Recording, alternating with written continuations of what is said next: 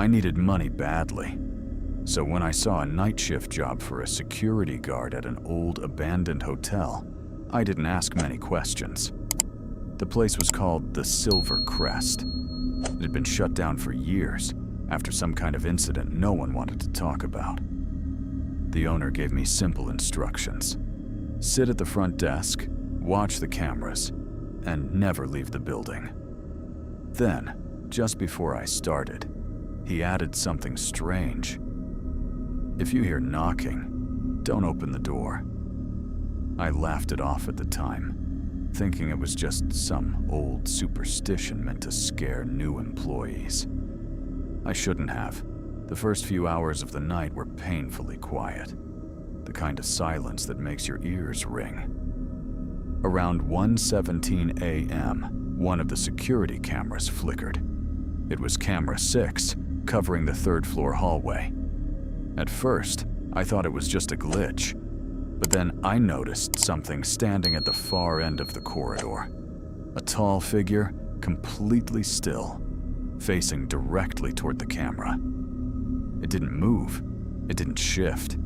It just stood there, as if it knew I was watching. I grabbed the radio and called out, asking if anyone was there, but all I got back was static.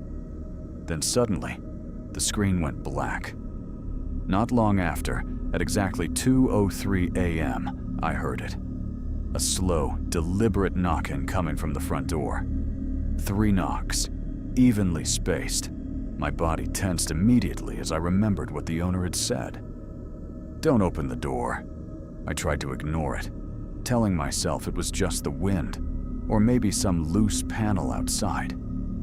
But the knocking came again, louder this time. I stood up and slowly walked toward the entrance, my heart pounding harder with every step. I leaned closer to the glass and looked outside. There was no one there. Just darkness. No movement, no sound, nothing. I let out a shaky breath, trying to calm myself, when the knocking came again. This time from behind me. I turned around slowly, every muscle in my body stiff with fear. The lobby was empty, but something felt wrong. That's when I noticed the elevator light was on. It shouldn't have been working at all. The door slid open with a low mechanical groan echoing through the silence. And inside was the same figure I had seen on the camera. Tall, unmoving, its features hidden in shadow. It stood there, as if it had always been there, waiting. Then its head tilted slightly to one side, in a way that didn't look human at all, like it was studying me, trying to understand me. Before I could react, it spoke. Its voice was low and distorted, like multiple voices layered on top of each other. You let me in. Panic took over. I ran back to the security room and slammed the door shut, locking it behind me.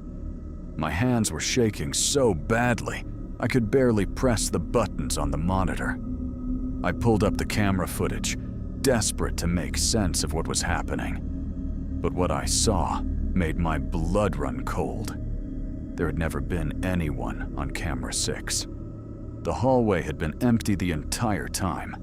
Instead, I was the one standing there, just standing in the middle of the corridor, staring directly into the camera, completely still, not moving. For over an hour, my mind couldn't process it. I hadn't left the security room. I knew I hadn't. But the footage didn't lie. Then, from somewhere deep in the building, I heard the knocking again. Louder now. Faster. Closer.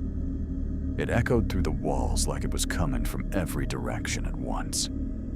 My radio suddenly crackled to life on the desk beside me, even though I hadn't touched it. And then I heard it. My own voice, whispering through the static. Don't open the door. After that, everything went dark. I don't remember what happened next, but the next morning, when the owner came to check the building, The front door was wide open. The security room was empty. And according to him, no one had applied for that job in years.